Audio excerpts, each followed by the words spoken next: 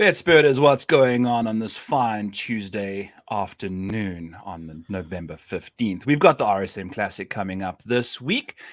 And here to join me for our last podcast of the year, as this is the final main golf tournament of the PGA Tour schedule before we get into a bunch of hinky-dory type events in December, is my main man, Ron Klos, PGA Splits 101. How are you doing today, my friend?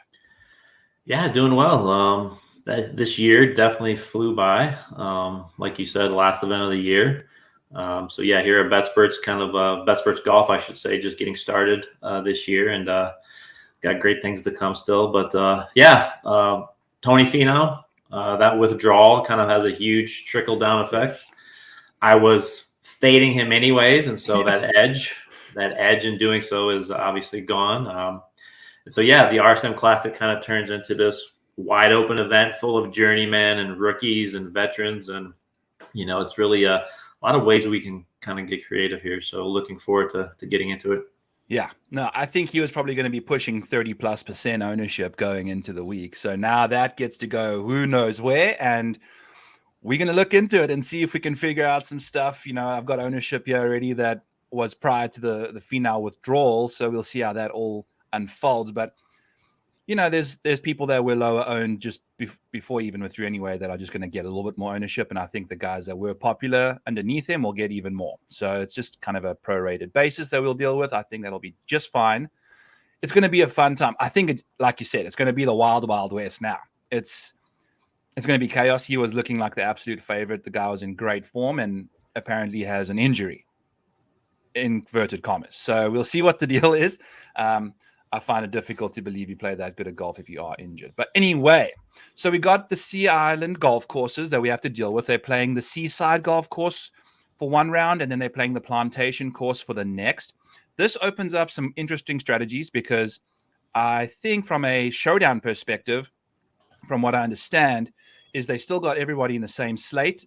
So if you are looking to take advantage of a wave split type of thing, but it's more of a course split, the Plantation course typically plays a little easier relative to par because it's got multiple par fives. I've got 4 par fives, I believe.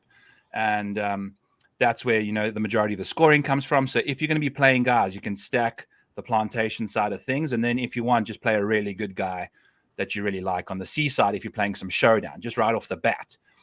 We have noticed that usually when the wind blows, the Plantation course plays a lot easier than the Seaside course too. So I haven't really looked at the weather, but based off history, I think that's been the trend. So if the wind is blowing, especially, you want to kind of get your guys playing the Plantation course first and getting out of that wind. I don't know, just for some reason, that's how it's unfolded in the past. So that's kind of just the strategy using the 2 different types of courses. We're going to be using a mini course preview here real quick before we get going, just based off of the Seaside course, which I'll be, if you're going to be playing a guy, he'll play there 3 times this week. So from what I've gathered, it's going to be a putting competition this week. It's not often that you see putting correlate the highest out of all the stats. The 4 main categories usually approaches the top tier dog there, but every single year, it seems like putting is definitely the guy that's going to be correlating for success at this venue. So I've ramped up my model to 35% putting, which I don't typically do, but I've got guys that are inside of 15 feet, which I think is a pretty, like you said, once upon a time in a podcast we did, that we've got a pretty decent understanding of how good a putter can be from inside that 15-foot range. Some guys get a little luckier from outside that range, but good putters are typically very good putters all the time from inside 15 feet. So I'm using that as a core metric in my model. And then going to a proximity side of things, you're going to want guys that are very good from 125 to 200 yards. I think about 57%, 60% of golf shots will be coming from that range, which is where you can make a lot of good scores. And then you want to have guys that are going to keep the ball in play. Off the tee is paramount accuracy. So that's kind of just the basics for me. Make birdies, easy scoring, keep your ball in play off the tee accuracy-wise, and then we want good putters. So that pretty much brings in about half the field, because each person in the field's got about one of those 2 traits, So we'll see what happens, but that's going to open up avenues to also be different. There are guys that are long bombers that succeed on these type of courses. So that is another avenue we can look into. So that's my little mini short and sweet long course preview for you guys. Anything else you want to add, Ron? I know your throat's been a little hoarse, so we're going to do a Ron's throat play of the day, which is going to be the horse for the course, and it's kind of going to be one of those final farewell wishes for you. So anything else you want to add, Ron? No, you summed it up well. The recipe for success here is obviously hitting fairways. There is some danger off the tee, but that's only if you're really wild. There is a lot of water out here. There are some kind of marshy areas that, if you're wild off the tee, that can affect you. But again, if you're in the fairway, it pretty much comes down to, like you said, wedges and mid irons into these greens. The greens are probably the toughest part of the course when you look into it. Even the plantation course, and I know it's only one round, but a lot of players have talked about how the greens when Davis Love renovated those greens on plantation, they're much tougher now than they used to be, and you really have to hit the ball on your approach to the right quadrant of those greens. And so, just those guys, approach who are able to get those wedges in there, and then of course. Like you said, it really is a putting contest. And, another narrative that kind of people always talk about here is there's a lot of local golfers who either live near Sea Island or practice at their facility there. And so, looking back, those guys haven't had a whole lot of success here, which kind of goes against the whole, home game narrative. But you have a lot of them back this week. And, who knows, maybe this is the year, one of those guys will bring it home. Hashtag Sea Island Mafia. I think that's what's trending on Twitter over here on the golf side of things. But yes, there are some good. The course history is very weird because it's a very difficult golf course off the tee if you're struggling, and that can just result in instant miscuts, one or two bad holes, and you're out of it. So the course history isn't as sticky as we've seen in other places, but there are certain guys that really do well on this course still. And I think that's testament to how good they are typically off the tee, which is one way to go about it. And then just one more thing before we dive into this. It's going to be, now that Tony Finau's out, ownership is going to be even more important, because for me, if you got a putting competition and a course that's got all these hazards, I think you can be even more aggressive on the ownership side of things, because there's the chances that your guy's going to be, the safety at this course is tough to gauge, right? There are certain guys that play well here all the time, but there's danger lurking on every tee shot, right? So it can be a problem if you get errant, and one or two bad holes, like I said, can really ruin your chances. So ownership is going to be something I really focus on. I'm going to try and get off chalk as much as I can this week. Typically, we've seen good chalk hit a lot lately. So Tony Finau is going to change it all up for us, and I'm excited for it. So let's get right into it. We've got Seamus Power at the top of the slate, at 10.5, and then Brian Harman at 10.3. So I believe those are the only two guys in this 10K range? I don't know if I'm missing any. No, it's crazy this week. So let's go to Tom Hoagie and Taylor Montgomery also round out the top of the 9K range at $9,800 and $9,600.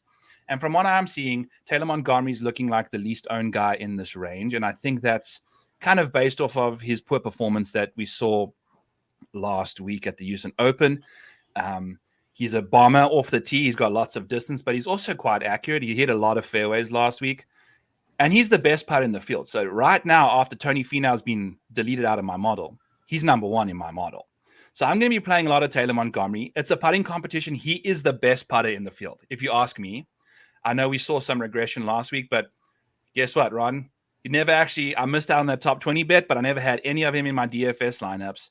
And he barely made the cut. He had a hole out from the fairway like an eagle. So it was a wild round for him, but he was playing with Sam Burns and Scotty Scheffler, like we discussed.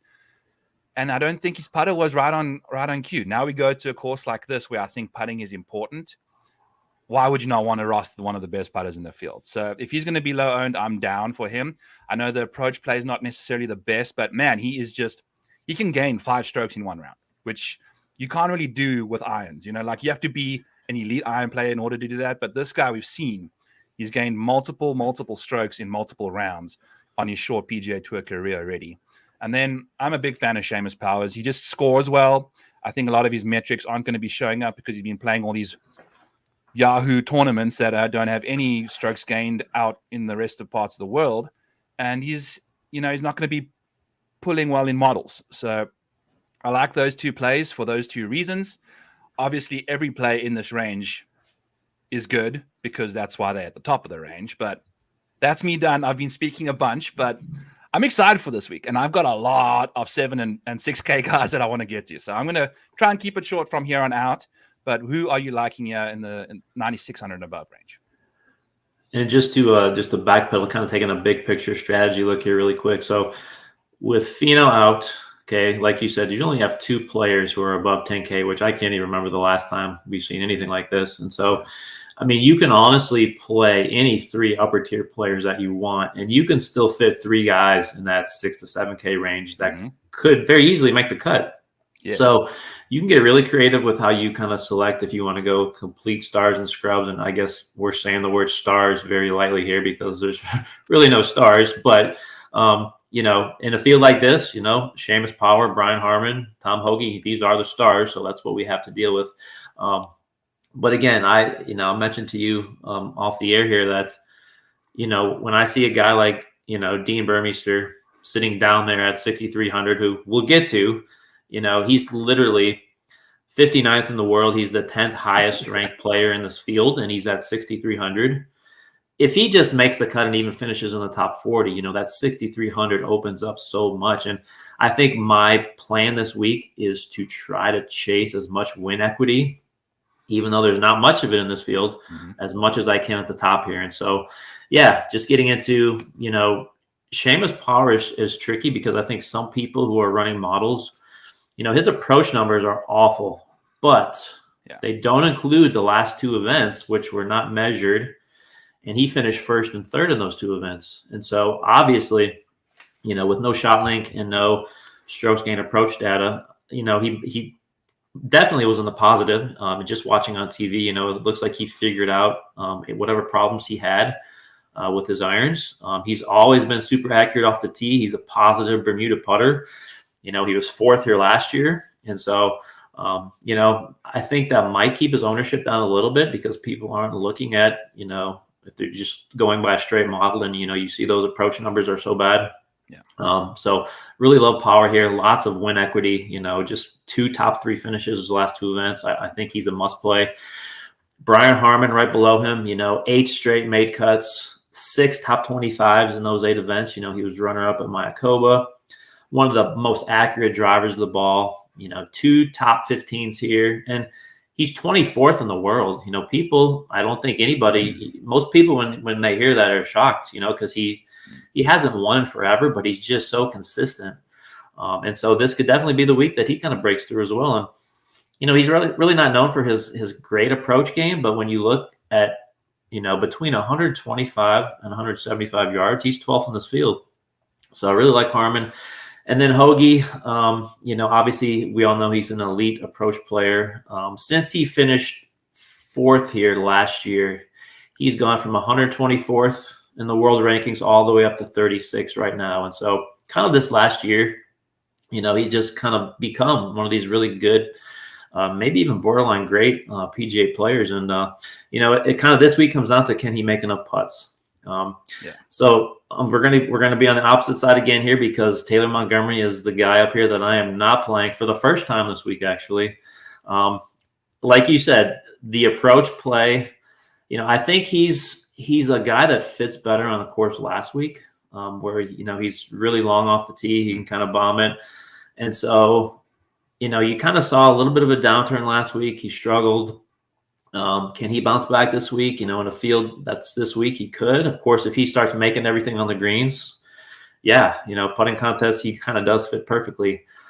Be really interesting to see what his ownership ends up at, especially with Finau out, because people are going to look at his log and see how many top 15s he's had recently. And so I just don't think he's the best fit for this course. So he is the one guy I will be off of.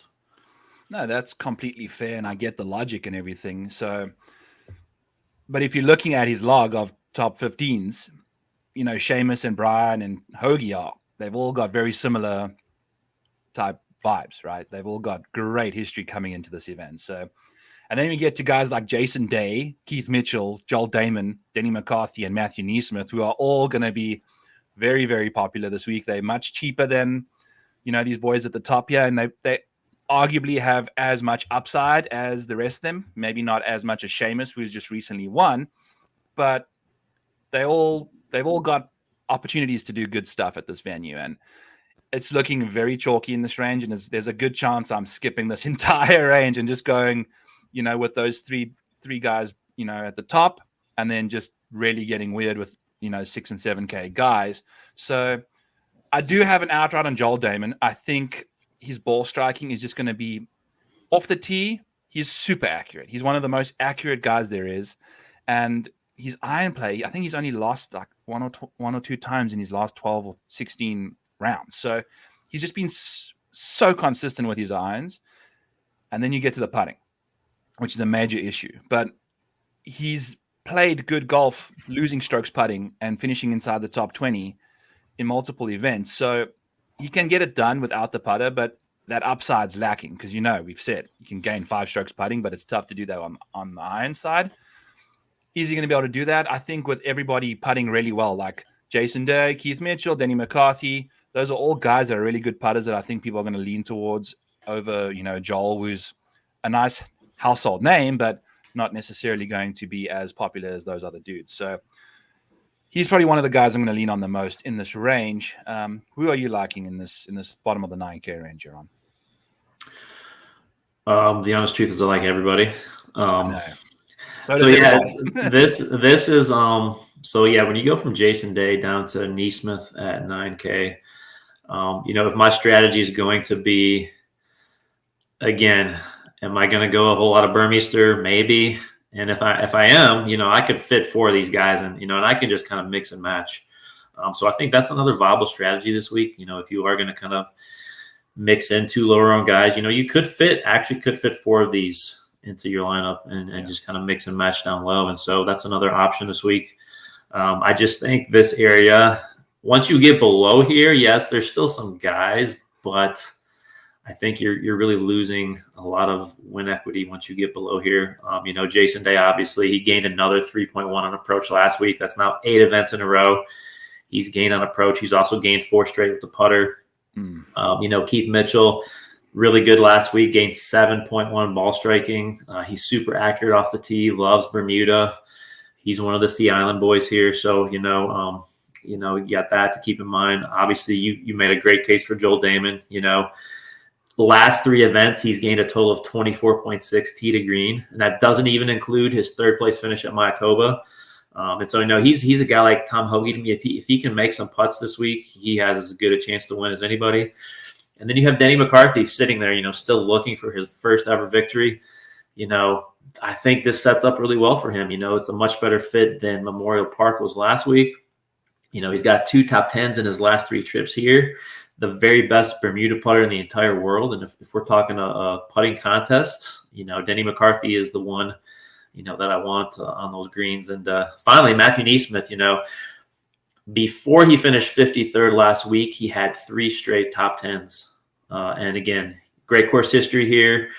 He's an elite iron player, improved with the putter as well. And I think that's one of the reasons he's had so much success recently. So for me, there's a lot of guys I'm going to be fading in the 8K range. And so that's why I'm going to load up more up here.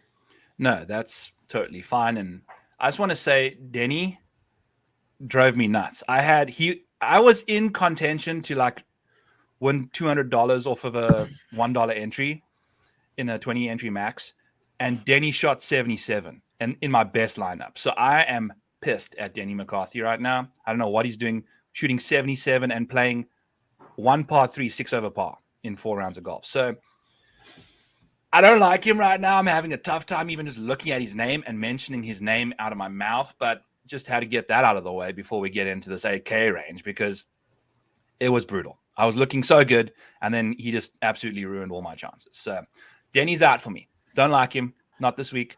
Although, also, just as a non-biased opinion, he's putting, if you look at these guys up at the top here, Ron, this year, there's a whole bunch of guys above him that are putting much better than him. And he's played 22 rounds of golf, and the putter has not been good. And that's his go-to. So is he going to bounce back? I think Taylor Montgomery is putting much better than Denny McCarthy right now. So just putting that out there. Denny's putter has not been present lately, and neither has he. So putting that out there for the world to do what you want. 8K range: Matt Kuchar, Sahith Theegala, Patrick Rogers, Mackenzie Hughes, Taylor Pendrith, Webb Simpson, and Kevin Kisner. Then we round out the bottom with some Justin Rose, Davis Riley, Brendan Todd, and Wyndham Clark. These boys are going to be like the ugly duckling sitting underneath the sexy 9K range. You know, like you said, you're going to be fading a lot of these guys. I'm kind of the other way inclined. You know, I'm not opposed to playing some Matt Kuchar. I think he's got some great course history here. His game sets up theoretically very well for this venue. He's going to come in round about 10%-ish owned, which I don't think is going to be nearly as close to the guys that are above him in that 9K range. He's going to be cheaper. 2, there's also a few guys like Justin Rose, who I'll be playing, who's also very similar ownership. Somehow he's 4th in my model, and I think that's got to do with his proximity numbers from 125 to 200 are sensational, and he's putting. He's like one of the best putters in the field. So with that going on, and with these greens much bigger, they're a little bigger, right, than normal, these green sizes. So that's going to, especially with how good his proximity numbers are, his only weakness in his game seems to be around the green. At least this year, that's where he's losing in the 6 rounds he's played. And that at this course, I don't think is as essential. So I really like Justin Rose this week. I've got him in a matchup over actually Patrick Rogers. By the way, that Russell Henley, Aaron Wise bet cashed big time. That was nice when Russell missed the cut early, so that was beautiful. Yeah, that was a great call. Yeah, so I'm going with Justin Rose over Patrick Rogers this week as my random bet head-to-head. And I'm playing Justin Rose. I know he's going to be really chalky, but he played well last week, and his putter is just, you know, that's what you're looking for, is a really good putter at this venue. So Matt Kuchar, what do you think about Mackenzie Hughes' driver at this course? I know he's got some good course history here, but since then he's gone like Hulk mode and try to pound as many yards onto his driver as possible. I don't know if he's going to is he going to keep doing that at this course, or is he going to hit some 3 woods and 3 irons and hopefully keep it in play a bit more than he did last week?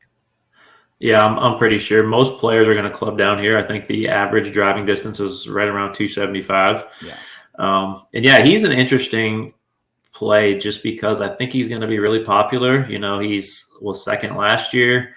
You know, he's kind of a short game specialist. You know, he won at Sanderson and he was 16th last week at Houston. So he's a guy that I'm probably going to be off of just because of that. Because yeah, when you look at the numbers, you know, the approach numbers are not good. And, you know, even whether he's gained distance wise or not, that's not going to help him here. And so, you know, that's just always in the back of my mind with him is his, you know, inability to keep the ball in the fairway. And so, you know, we all know how good he is around the greens, but for me, and just because of so many greens that are hit here in regulation, around the green play really does not matter that much this week. And so, of course, he's really good putting, but he's a guy that I'm fading in this range. So. No, that's fair. So who are you? Who are you playing in this range if you are? So yeah, I'm dropping all the way down. I do love Rose this week, and like you said, it's just how good he's been at putting on these Bermuda greens. I think he's a really good play. I think he, you know, had a really nice week last week. Davis Riley, even with the news of Finau being out, I think he's might be one of the best value plays on the board. You know, 8,100 I think is a steal for him. And I will say, betting wise, he is the one player that I'm so afraid of winning this thing that I did not put an outright on, just because, you know, just the inconsistency. But I do think this is a really good course fit for him. And then right below him, Brendan Todd, you know, probably the 2nd best Bermuda putter in the field overall. You know, we're looking long-term form here. He's got 2 top 10s in the fall so far. He finished 4th here in 2019. And so, yeah, Brendan Todd, as most people know, he kind of fits this course perfectly. So for me, it's just kind of those bottom 3, Rose, Riley, and Todd. Cool. No, I'm with you on Todd and Rose. I'm going to put my foot in my mouth and go on record and say we've seen what Davis Riley gets up to when he gets close to the top of the leaderboard. Outside of taking care of business at the event where he lost to Burns in that playoff, ever since then, it's been tough sledding for him. And then we go to a course like this where we've seen his driver in contention can get errant, and he has these bad holes, Ron, where he can hit him in the bushes. But this time he doesn't even have bushes. There's water. There's hazards. There's all sorts of stuff. I'm cool. I've seen lots of people talking about Davis. I wouldn't be too scared about him. I know this is it's a hot take. It's one that can come back and bite me in the butt, but I'm okay. I don't think Davis has got that capacity to really contend as a winner on the PGA Tour right now. And related to that, I just looked this up. So he's played 30 career Sunday rounds, and he is losing 0.94 strokes per round on those Sundays. And so, yeah, like you said, he's been kind of in contention near the top of the leaderboard, and then he kind of just collapses, whether it's on Saturday or mostly here on Sunday. Yeah. So totally agree with you on that. Him and Patrick Rogers both. I mean, it's insane. I saw Rogers at the top of the leaderboard, and I got a little nervous. And then I was just like, the reason you never played him is because you went 5 over par for the remaining 36 holes over the weekend. So there's just some guys that can't get it right. But if they have a bad first 2 rounds and they've kind of found themselves looking from the outside in, that's when you need to be worried, because the pressure's off and they can play it to their capabilities. So Brendan Todd, Justin Rose in the bottom 8K range, Matt Cooch at the top there. Kind of Taylor Pendrith seems to be a guy that might go under the radar as one of those bombers, but he's a really good wedge player, and his length off the tee obviously allows him just hit 3 irons off the tee, which, he's got really good approach play for the most part from the long range side of things, which for me is a little bit of a contrarian play here in this 8K range, but I'm not getting too fancy here at all. Moving into the 7s, we've got a very chalky Andrew Putnam. And just before I do this, sorry, if I've got Brendan Todd and Justin Rose as 3rd and 4th in my model, and they're going to be slightly less owned than that sexy 9K range we just spoke about, they're going to be quite chalky if you're looking at everyone around them. But I don't think they should be in this range. You're getting a very good price for them, and they're going to be popular in this area. But if you put them right in that 9K range, they're going to be right in that same ownership range as those other guys, and you're getting $1,500 discount on a Brendan Todd. So I'm completely fine eating the chalk on those guys. They open up salary elsewhere for me. Just some stuff there. Andrew Putnam is going to be very popular as well. Rightfully so. I love his off the tee game at this venue. I love his short game. The putting is fantastic. I think he's one of the shortest hitters on the tour, and he's going to be totally comfortable on this course. I think he's very accurate. Love to see him doing this, and that's why he's going to be popular. So got an outright on him. I'm not sure I'm going to play him that much. It's going to be interesting. You're going to have to put him in a contrarian build, because he's going to be very popular in the $7,900 range. And then we've got Alex Smalley, Aaron Ryan, JJ Spahn, some Nick Hardy, Harris English, Scott Stallings, and then SH Kim in the $7,500 range, who isn't looking very popular. And the irons are not very good, but he was the reason I went and looked at this golf course and checked out the map. All the water seems like it's off the tee, right? That's where the biggest issues are. That's where the hazards are. That's okay. He's really, really good off the tee. The irons, if you're going to hit a bad iron, it's going to be in a bunker. You're going to be chipping, whatever. You're not going to hit yourself into water with an iron. Hopefully not too many holes. There are some holes that have some water around the greens, but the majority of the water is off the tee. SH Kim, that's his biggest issue, is on approach. He's a very good putter. So give me SH Kim at $7,500, nice and low owned, very good putter. We'll get hot and cold with the irons, take a chance on those at this kind of ownership, and we roll with that. Nick Hardy's another guy at $7,600. I'm absolutely in love with. We know the iron play can just be scintillating. I'm obsessed with this guy. I think he's got one of the best iron play stats in the field. And then Harris English is a Sea Island Mafia member, and his game is moving in the right direction, Ron. I've got another outright on him. If you're looking for a guy that can absolutely go nuclear with the putter, Harris English is your man. So a lot of his game is kind of coming together again. He's hit like 68% of his fairways over the last 12 rounds. So that's coming together. I think since the hip injury, he's lost a bit of distance, which has been hurting him in other bigger courses. This kind of venue, ideal for him. So that's what I'm liking at the top of the 7K range, Ron. Tell me who you liking at the top of the 7K for yourself here. So this is kind of my prime betting range this week. And there's just so many guys who, when the numbers obviously first opened, had so much value. For example, Alex Smalley, I think at 7,900 here. He's kind of been trending upwards. He really loves and thrives on these coastal type courses. So I really love him at 7,900. Andrew Putnam is he's just a guy that, I don't know how popular he'll be. Obviously I haven't looked at the numbers that much yet as far as ownership, and they're going to be off now.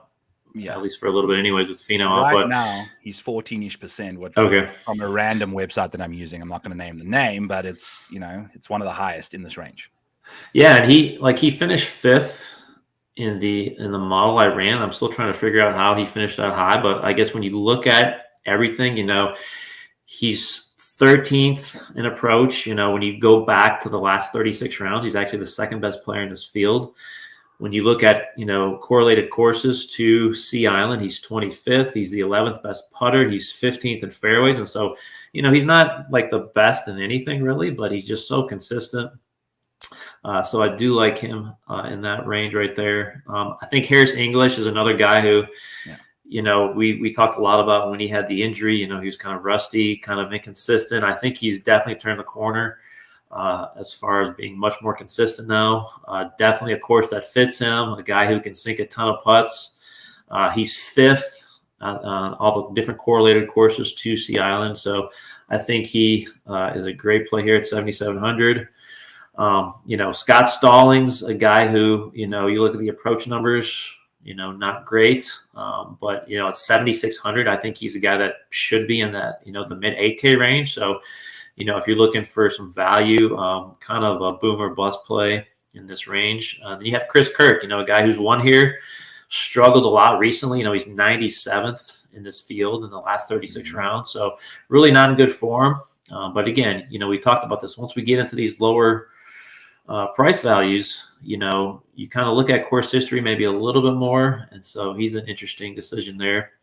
You got Grayson Sigg, another Sea Island member, playing pretty decently as of late, 7,500. And then kind of the guy I've been targeting who, he had a great summer, had a little conversation that I shared, going with this caddy, JT Poston, sitting right there at 7,500. Again, the guy had like I said, a great summer, bring some win equity to the table here. He seemingly should be a great course fit. Can really sink a lot of putts. And so, I think he's another play at 7,500 that, I've got an outright on him at 100-1, which to me was a little crazy. But he's a guy I'm going to come back to for better or for worse here. Cool. Yeah. I mean, he's going to be one of an ownership leverage play for sure. I don't think a lot of people, they're going to see his course history. I mean, 4 missed cuts in a T14. Not sexy at all, but it should make sense, right? And I think one person I want to mention right before we get into the bottom range is JJ Spahn is another guy that I really liked until I saw he's going to be a little popular too. I thought he was going to be a good pivot off of Aaron Rye, who I think a lot of people are going to be gravitated towards after his good finish on a very difficult golf course, which I think is his specialty. He doesn't hit a lot of greens. His birdie or better percentage is not very good. He doesn't play easy courses well. So JJ Spahn, on the other hand, is the opposite. So I like what he can get up to.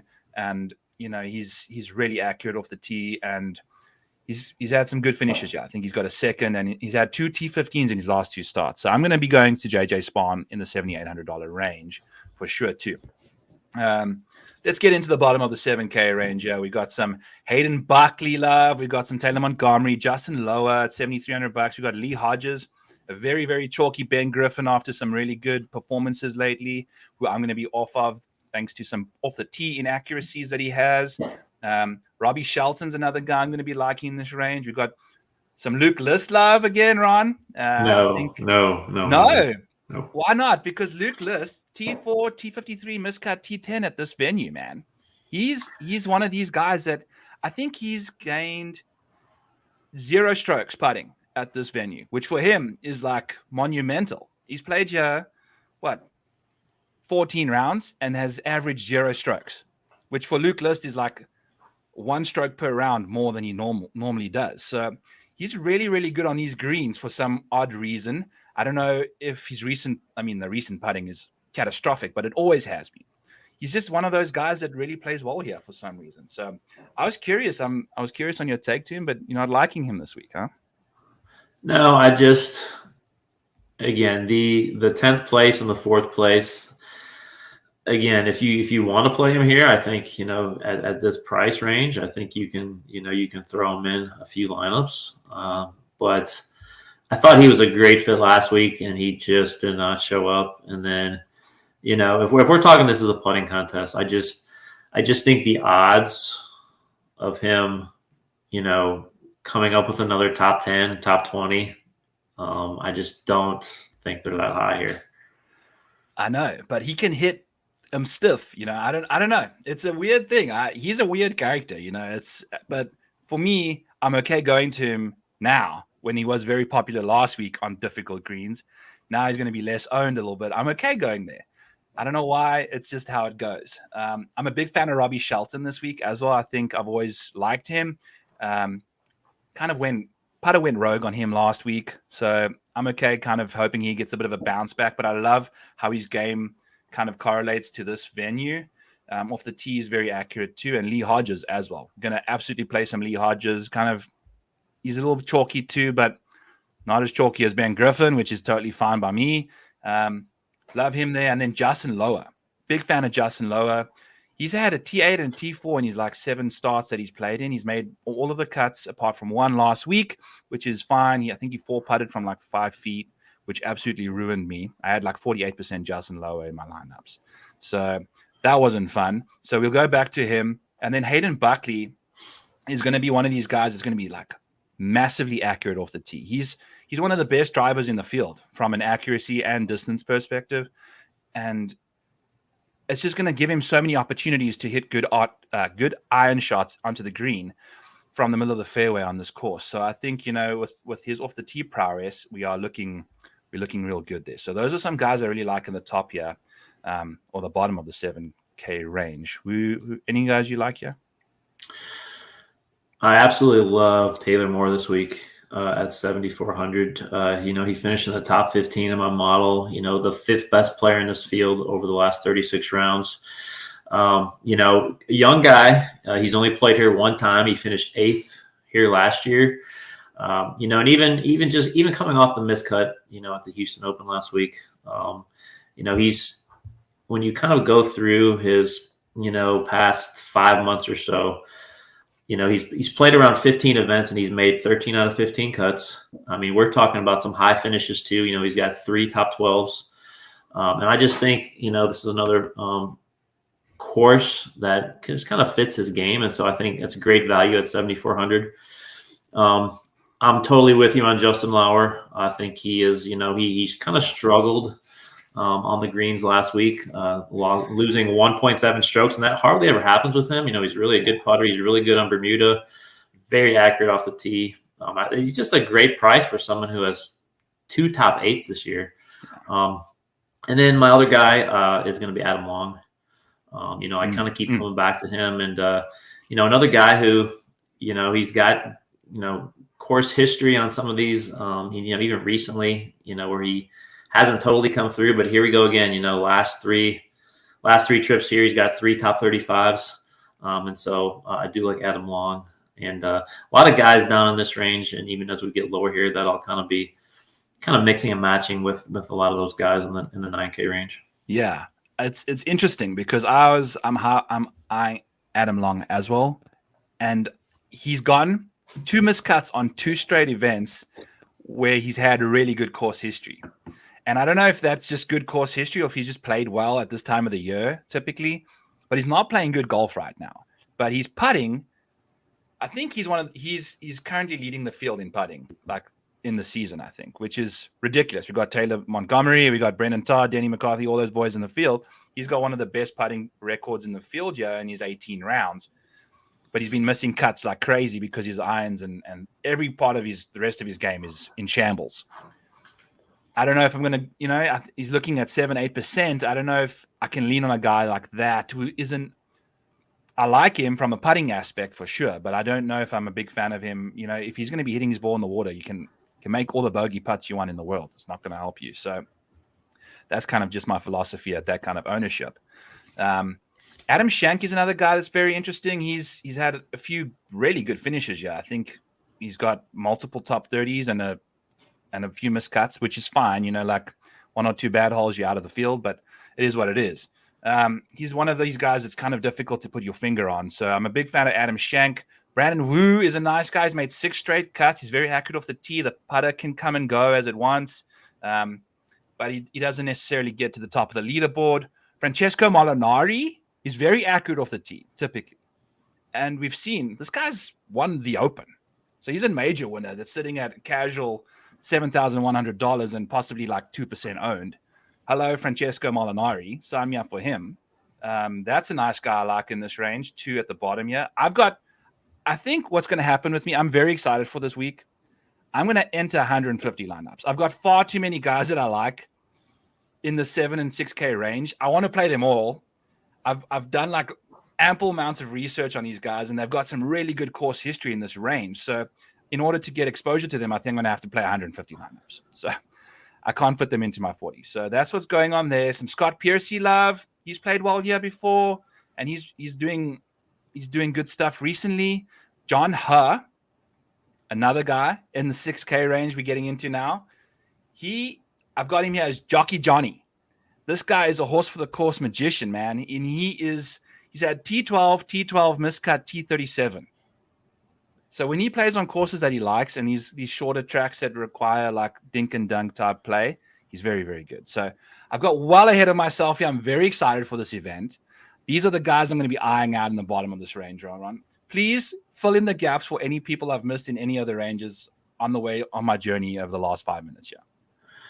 Yeah, you get a lot of great guys. And like you said, I think if you don't usually multi-max, enter with, 150 lineups, I just think, if you really have some conviction, like it sounds like you do on some guys down here, that's a strategy that, you kind of pick and choose those events when you choose to go a little more in. And so, yeah, if you feel like you got an edge here, I think that's a great strategy. But yeah, there's literally so many guys you can make a case for. Even if you want, even a Chris Goddard up, at 7,100, just from talent alone, even though he's more of a bomber, he's proven, his approach game is really good. He can get streaky, not the best putter in the world, but he is kind of streaky on the greens. Patton Kizzire is a name that really sticks out to me here. Finished in the top 10 in Mayakoba, his last event. He had an interview afterwards that, he kind of talked about how he kind of found something in his game and he kind of, made changes and you saw a lot of improvement that last event. And so, a guy who, another Sea Island Mafia member, local to the area. And so I really like Patton Kizzire at 7K. Ben Taylor, looking at what he did last week, if you want to go back to the hot hand, he's made 5 of his last 6 cuts. He's kind of one of those consistent players. He's gaining in all 4 categories. Chesson Hadley, again, still trying to figure this out, but he finished 6th in my model. And just looking across the board, like when you look at approach, when you look at, on correlated courses, obviously he's always good with the putter. He's 8th in chances gained. So he's giving himself chances. And so, he kind of tends to pop on certain courses. And just looking back at what's his course history here. So a couple missed cuts mixed in with some, 23rd back in 2021. But again, we're looking at 6,900 here. So, he's definitely worth it at that price. You want to keep going. Callum Tarrant has had some recent struggles, but another guy who, can dial it in on approach. Are we going into Tarrant? Yeah. Let's get into the dumpster darling situations. All right. I got a lot of guys I'm going to rattle off here too. So go ahead and rattle off yours, and then I'll wrap it up with guys I like too.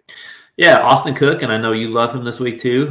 When you look at what he's done here, obviously he won here, and missed the last 2 cuts the last 2 years, but he's been playing some really good golf recently. He's got, I don't know how many cuts he's made in a row, but this is a course that he's even come out and said, when he played in college, the SEC tournament was here. He played here every year. He's talked a lot about how, for him personally, when he plays a lot at a certain course, he seems to get better, which obviously doesn't make sense. And so, he may have more course history here than any other player, just based on how much he's played here. And then, you keep going even a little bit lower here. It's a little more scattered for me. I think Tyler Duncan and Robert Streb, 2 guys who have actually won here. Yeah, we got multiple winners of this event in the 6K range right here. 3 of them. Yeah. And, again, just playing the course history narrative. Yeah. Tyler Duncan's struggled recently. Robert Streb seems to always struggle. But again, you get these weeks where these guys tend to pop, and they've shown an affinity for this course. I definitely think, even if you're looking at the last guy in your lineup, 6,700 is just great value for those guys. And a little bit lower here, it kind of comes down to, I think, Aaron Baddeley at 65, a guy who's just shown, even recently, he's qualified for a couple of these events and he's made cuts. A guy who kind of plays very well in the wind. And then Vaughn Taylor, you look at his course history here, he's got 2 top 10s, and he always is like perpetually 6,400. And so if you're just looking, again, for a cut maker, a guy who's very accurate off the tee, like this course fits Vaughn Taylor perfectly. So I will play him 15, 20% at 6,400 without any worries, just because of how consistent he is on these types of courses. And then I guess we'll just, we mentioned him earlier. I guess I did, but Dean Burmeister, like that's just this, I know he was bad. He was very bad last week. I played a whole bunch of him. I would have guaranteed that he would have made the cut last week. And of course he didn't. Yeah. But he comes back this week and they drop his price all the way to 6,300. It doesn't make any sense. That's a mistake. Yeah. I don't know how much I'm going to go in on him. I maybe should be a little more conservative than I want to, but he's a guy who bombs it off the tee, but he's really good around the greens and he's a really good putter. And so, but I think at that price, you have to find a way to get at least a little bit of him in your lineup. So that's kind of where it ends for me here. Cool. No, you threw out some guys that I absolutely adore. Ryan Armour isn't Austin Cook. I got on that train early, and now he's starting to he's getting up there, but I just haven't been able to capitalize with him in my lineups. But Ryan Armour, also one of these guys that's just $6,800. He's going to give you a lot of. I think he's had what T27, T21st, and a T13 here, along with some other miscuts. So if he makes the cut, he's looking for a top 30. Ryan Moore, also last 2 events, he's T48, T28, like very accurate, perfect course fit here. Henrik Norlander has played nicely here too, and he finished T15th at Mayakoba, which is also a very nice calm course for this venue. David Lingmuth as well, T8 and T11 at Butterfield and Mayakoba, and he's played well here before too. So he's made 2 of his last 2 cuts at this venue. Charlie Hoffman is another guy that's very interesting, who's playing some good golf. I'm kind of out on Tyler Duncan just based off how bad he's playing right now. Rory Sabatini got disqualified for having stickers on his golf club here after gaining multiple strokes in round 1. Love him. Cameron Percy, also a very popular player, I think, in this range, and he's playing some good golf, even though he hasn't played a lot of it. Eric Cole is he's going to be my Austin Cook. He missed 2 cuts in a row, gaining strokes. And then his last 2 starts, he's finished T35 and T27. So, hello, Austin Cook, switch out person. Love him here. And then Nate Lashley as well. He's made the cuts consecutively here in 4 straight starts, but his upside's lacking. Brian Gay, hello, Brian Gay. Butterfield Bermuda champion. I mean, that's a perfect comp course for me. He's got great accuracy off the tee, and he can make a bunch of putts. And he's played well here before. I think he finished 3rd once upon a time back in the 2017, but when he didn't have blonde tips. Zach Blair is a very, very good iron player and very, very accurate. So you're going to get a whole bunch of good ball striking from him. What is going to happen with the putter, we don't know, but I'm definitely going to throw him in a bunch of lineups. Like you said, Vaughn Taylor. Brian Stewart's right under Dean Burmeister. He is hitting his irons incredibly well, and his accuracy off the tee is amazing, but he's just super short. So every time he tees it up, he's losing off the tee. You can't do anything about that, but at this venue, that's perfect, right? So love Brian Stewart. Philip Knowles, same exact thing. Love him, yeah, very accurate off the tee. Who else? Dylan Wu. I've got bunches of people. Dylan Wu and Nick Watney, both very good course histories at this place, and they seem to be doing some good things in 2023. So love that from these guys. This is the reason why there's so many good course history and guys that are kind of sneaking under the radar in the $6,300 range, which when you're looking at all this ownership at the top of the board, especially with Tony Finau out, you're going to have some guys that are like 1 or 2% owned in your lineup. So I think those are going to give you some opportunities to do that. Ron, slice the cake in half for me here. Where are we cutting the pie, and who are you liking on either side of it? Yeah, let's see here. Let's go 7,500 and above. So up top, I think it is really important this week to, like I said earlier, get as much win equity in your lineup as you can. My guy up top, I'm gonna go with Tom Hoge. I just think that elite iron game, his ability to hit those wedges so close to the hole, I think that's going to be paramount here, along with his ability to hit fairways, which he does pretty consistently. So I'm going to go with Tom Hoge. And then if we're going below, I'm going to go to Taylor Moore here. He was a guy that I had pegged kind of in the low to mid 8K range. And so coming in at 7,400, I think that's a really good value for him. And if I had to go at 1B down here, Justin Lauer would be my other guy. Cool. Yeah, I like that Lauer play. I don't know. Taylor Moore, I'm going to be off of him this week. I don't know. The off the tee stuff for me is a bit of a concern, but that's not surprising for either of us disagreeing once again. 7.5K above, Brennan Todd, $8,000, 30 my model, 8K. Theoretical course fit for days. Let's go. I don't know why. Don't overthink it, right? I mean, his approach play as well has been very good recently. So you don't typically think of that when you think of Brendan Todd. And then in the 7K range, I'm going to go with John Ha. Jockey Johnny is going to be my guy in the $6,900 range. So that's my guy in the $7,500. But yes, apologies for getting way too excited about this event. I know I shouldn't be that excited about a tournament that doesn't really have anyone that's inside the top 10 in the world, but such is life in the full swing. So that's it for the week. That's it for the year. So we've got a whole bunch of stuff coming up in January. We'll see if I can get my contract renewed. And then I'm sure fine. And then, we're going to have a whole bunch of fun stuff going on. We're going to try and think of some fun stuff to add to the show. If you're a regular listener to this, please feel free to reach out to Ron and I and just let us know if you want anything random added to the show. We're always looking to improve on things and really want to make it a nice viewing experience for you guys too. So that's what's cooking on our side. Anything else from your side, Ron? Yeah, lots of research these last once we get out of this week. Lots of stuff trying to get into here, and looking forward to January. Just very interesting to see how this new PGA Tour schedule looks.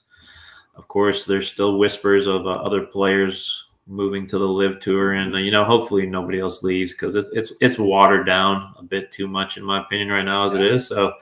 It should be an interesting few months leading up to the Century Tournament of Champions, one of my favorite tournaments of the year in Hawaii there. Yes, sir. Yes, sir. Yes, sir. So, that's it from us on the Betsperts side of things for this year, folks. Thank you for your support this year already, and happy Christmas, Merry New Thanksgiving, and we'll catch you guys in January.